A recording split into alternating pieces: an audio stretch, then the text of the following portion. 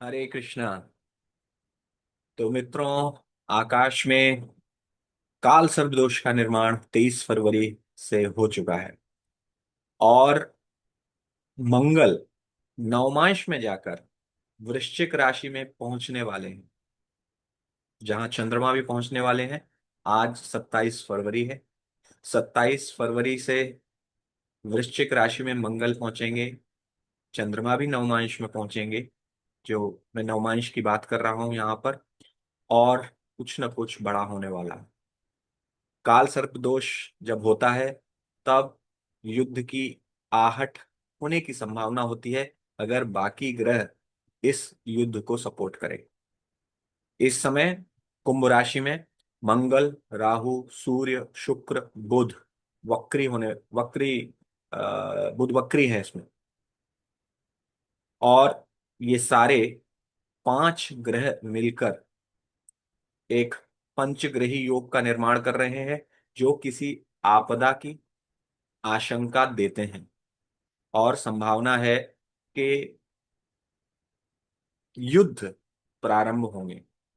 अफगानिस्तान पाकिस्तान के बीच में युद्ध की रणभेरी बज चुकी है।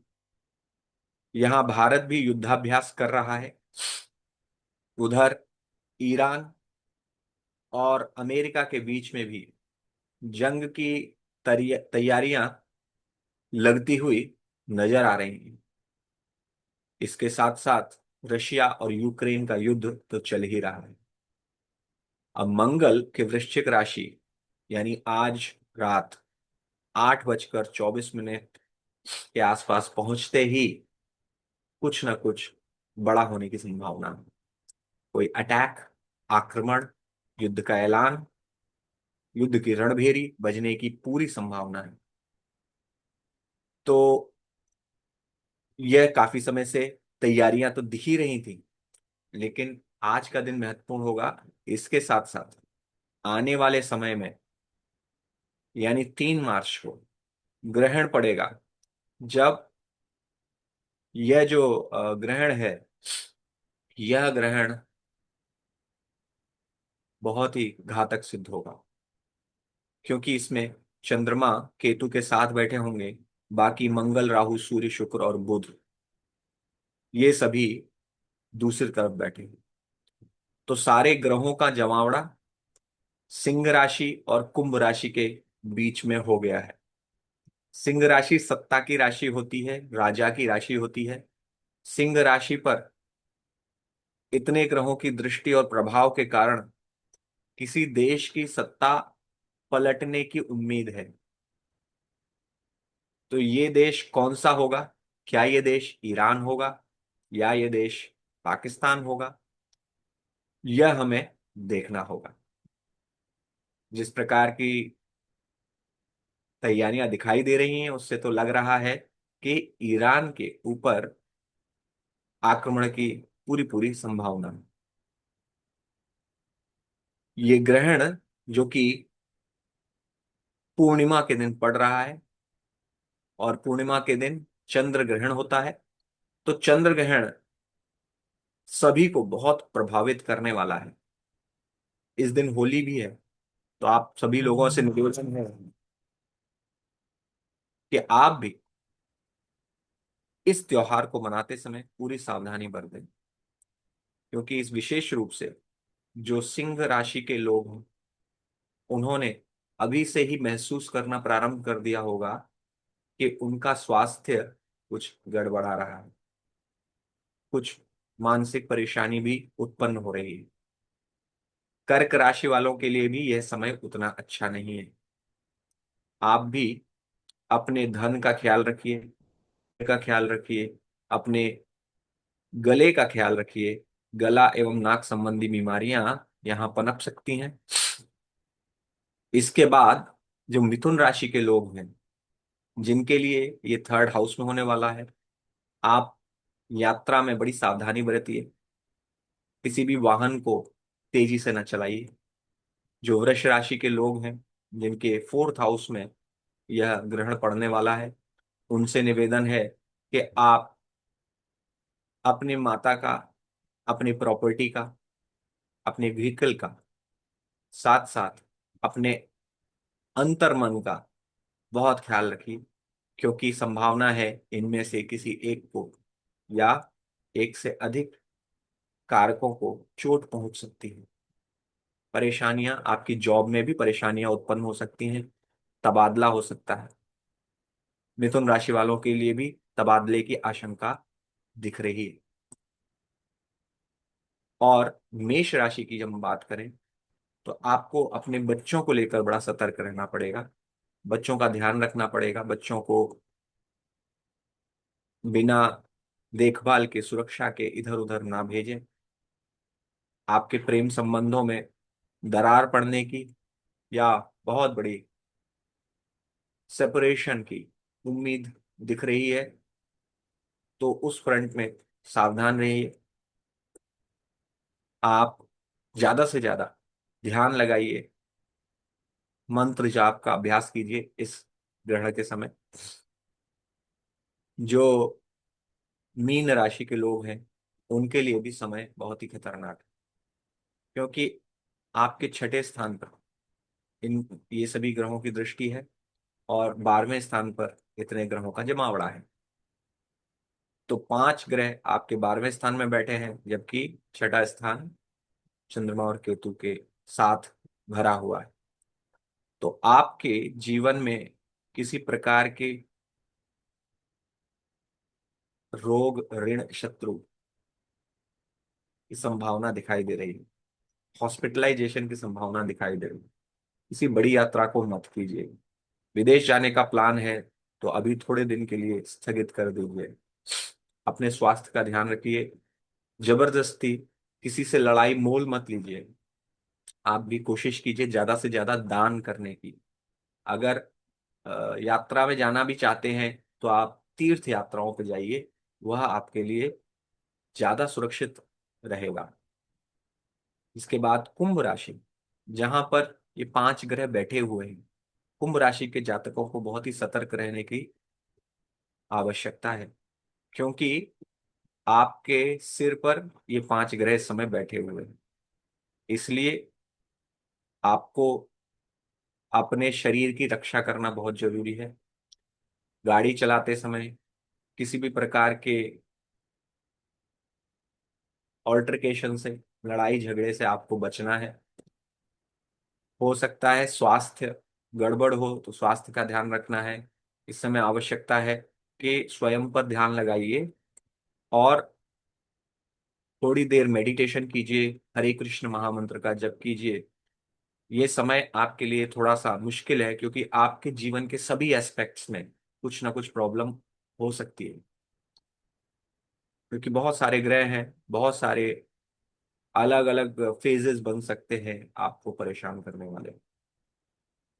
आपको अपने साथी के साथ भी, आपके पार्टनर जो है, या आपके बिजनेस पार्टनर हो या आपके स्पाउस हो, उनके लिए बहुत सावधान रहना है, क्योंकि वो चिंता का विषय है। किसी किसी की शादी भी टूट सकती है, ये भी संभावना है। तो आप ये उपाय करते रहिए। जो मकर राशि के लोग हैं, उनके मृत्यु भाव में, द्वितीय भाव में, ये 5 ग्रहों का जमावड़ा, अष्टम भाव में चंद्रमा केतु। मकर राशि के लोगों को बहुत सावधान रहना है, क्योंकि ये समय आपके लिए बिल्कुल भी अनुकूल नहीं दिखाई दे रहा। अध्यात्म की तरफ जाएंगे तो सुरक्षा मिलती दिख रही है। अध्यात्म के अलावा अगर आप किसी भी प्रकार का गलत भाषण करते हैं, गलत बोलते हैं, तो लड़ाई झगड़ा होने की संभावना है। इससे आपको बचना है। और मन बहुत व्यथित रहने वाला है। आपके आपको अपने मन का बड़ा ख्याल रखना है। साथ साथ आपके विवाह के लिए भी ये समय अनुकूल नहीं है। इस समय ज्यादा से ज्यादा मैं आपसे यही निवेदन करूंगा कि अपने खान पान पे भी ध्यान रखना है। कुछ भी किसी का दिया हुआ मत खाइए, क्योंकि ये जो है, बहुत सारे ग्रह आपके सेकंड हाउस में बैठे हैं, तो आपको गलत कुछ खिलाया जा सकता है।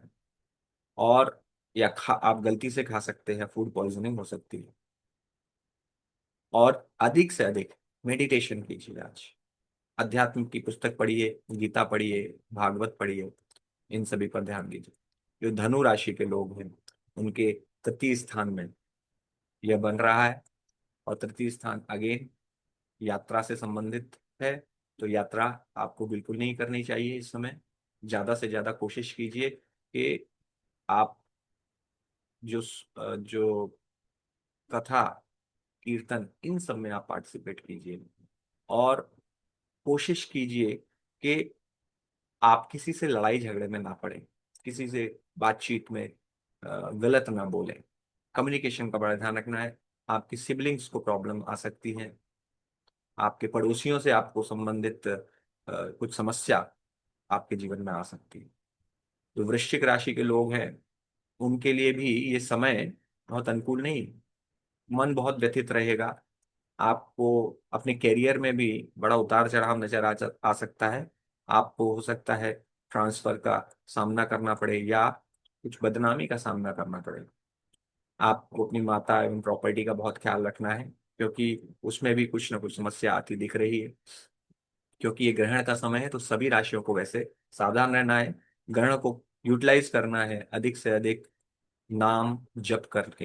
हरे कृष्ण कृष्ण कृष्ण हरे हरे, हरे राम राम राम हरे हरे। नाम जप पे पूरा ध्यान दीजिए। ध्यान पूर्वक ग्रहण के समय नाम जप कीजिए। और जो तुला राशि के लोग हैं उनके लिए ये पंचम स्थान में ये पांच पांच ग्रह बैठ रहे हैं। और 11वें स्थान में चंद्रमा केतु पहुंचने वाले हैं इस ग्रहण के समय। आपको भी अपने बच्चों का ख्याल रखना है, अपनी पढ़ाई, अपने प्रेम संबंधों का आपको ख्याल रखना है। इस समय मंत्र जाप आपके लिए भी बहुत आवश्यक है।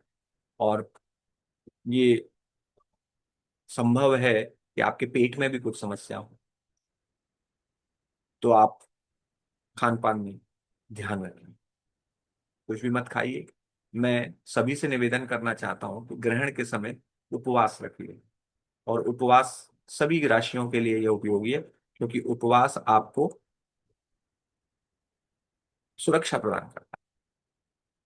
जो कन्या राशि के लोग हैं उनके लिए एक विशेष, क्योंकि आपके छठे स्थान में ये सब बन रहे हैं, ग्रहों के योग बन रहे हैं पंचग्रही। तो आपको अपने रोग ऋण शत्रु के स्थान से कुछ ना कुछ परेशानी आने की संभावना बन रही है।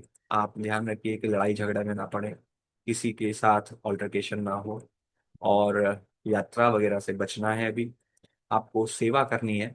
आप मंदिर में जाके सफाई कीजिए, लोगों को प्रसाद बांटिए, अच्छे कार्य कीजिए समाज में। इस समय यह जो है सेवा का एक रेमेडी है आपके लिए। जितनी सेवा करेंगे, घर में भी काम करते रहिए, कुछ मेहनत करते रहिए। क्योंकि आप अगर सुस्त हो जाएंगे तो भी आपके स्वास्थ्य को परेशानी होगी। तो आप कोशिश कीजिए कि समाज सेवा करें, साथ में दान कीजिए। दान करेंगे, मेडिटेशन करेंगे, तो उससे बहुत लाभ होगा। अगर कहीं जाना भी है तो तीर्थ यात्रा पे जाइए, लेकिन सावधानी से जाइए। आपके घर के आसपास कोई तीर्थ हो वहां जाइए। तो ये सभी राशियों के लिए इस समय बहुत कौशन का समय है, ध्यान रखने का समय है। सभी राष्ट्रों के लिए भी, राष्ट्रों को भी थोड़ा समझदारी से काम लेना चाहिए।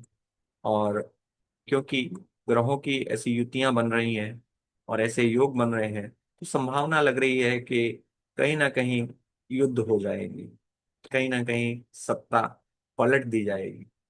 और ये जो सत्ता है यह जब भी पलटी जाती है तो निश्चित रूप से धन जन की हानि होती है।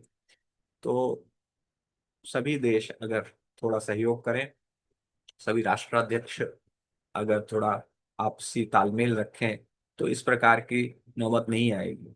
लेकिन कई बार ग्रह ऐसे हो जाते हैं कि परिस्थितियां निर्माण होने लगती हैं जिससे बचा नहीं जा सकता।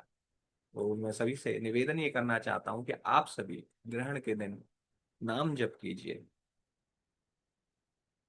हमें ये बहुत अच्छा पथ दिया है नाम जप का, कि कलयुग केवल नाम आधारा, सुमिर सुमिर नर उतर ही पारा। तो ऐसे ग्रहण के समय का सदुपयोग करना होता है आध्यात्मिक उन्नति के लिए। तो आप सभी से निवेदन है कि आध्यात्मिक उन्नति के लिए इसको उपयोग कीजिए और हरे कृष्ण महामंत्र का जप कीजिए। क्योंकि ग्रहण के समय बहुत तेजी से हमें परिणाम प्राप्त होते हैं। इससे क्या होगा कि आप जहां फंसने वाले थे गलत परिणामों में, वहीं उसकी जगह आपकी आध्यात्मिक उन्नति होगी। तो इसके लिए मैं आप सबसे निवेदन करना चाहता हूँ, अधिक से अधिक दान कार्य कीजिए, लोगों की सहायता कीजिए, और लड़ाई झगड़े में मत पड़िए। अपने मन को अध्यात्म में लगाइए। चंद्रमा केतु अध्यात्म की अगर में तरफ जाता है तो मन शांत रहता है। मेडिटेशन कीजिए, बैठिए और मेडिटेशन कीजिए। यद्यपि मन बहुत परेशान करेगा, लेकिन मेडिटेशन करके अभ्यासेन तु कौन्तेय, तो अभ्यास करके हम अपने मन को वश में कर सकते हैं। तो इसी के साथ हमारी श्री श्री राधा माधव जी से, शिल प्रभुपाद जी से प्रार्थना है कि विश्व का कल्याण हो, विश्व में सनातन धर्म की प्रगति हो, और भारत का जो सनातन धर्म है और भक्ति मार्ग है वो संपूर्ण विश्व में सभी के पास पहुंचे, ताकि विश्व में इस प्रकार की परिस्थितियां निर्माण ना होती रहें, जो कि युद्ध की विभीषिका को लेके आती हैं और धन और जन की अनावश्यक हानि करती हैं। तो हम सभी मिलकर प्रार्थना करें कि इस समय शांति बनी रहे, और देशों के बीच में वो तनाव है वो ठंडे पड़े। लोगों की जान और जो जीवन है वो बहुमूल्य है, और उनको किस प्रकार की क्षति न पहुंचे। तो आइए सभी लोग मिलकर प्रार्थना करते हैं। हरे कृष्णा, हरे कृष्ण, कृष्ण कृष्ण हरे हरे, हरे राम राम राम। बहुत बहुत धन्यवाद। हरे कृष्ण।